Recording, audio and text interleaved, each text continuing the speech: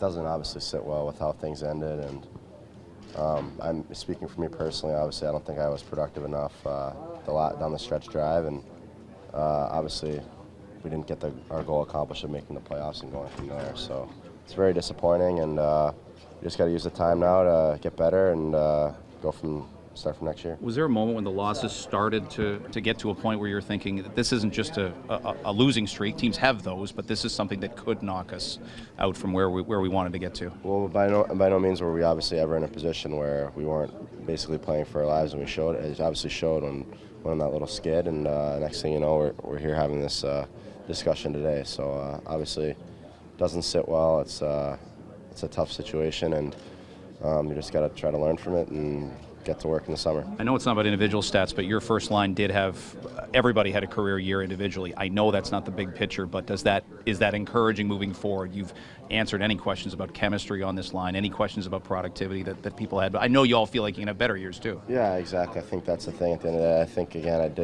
there were some parts of the season where I felt really good about what I was doing, and I mean, obviously, yeah, again, I just want to continue to try to get better day in, day out, and go from there. So that's what I'll be focused on. So when I come here for training camp next year, I'm better than I was when I left right now. Would you hope there aren't many changes on this team, or do you just not weigh in on that and expect whatever happens, I suppose? I mean, obviously, when things don't go the right way, you'd be stupid not to expect some type of changes to happen, and obviously that's up to the management to decide what they think is best, and as a player you just come in and focus on what you can control, and that's just working hard and just being ready to go. Can you talk about what kind of injuries you were playing through down towards the end of the season? I'd rather not get into specifics, but I mean, again, there's injuries that happen throughout the course of the year, and it being a schedule like it was with there's a lot of games in a short amount of time, and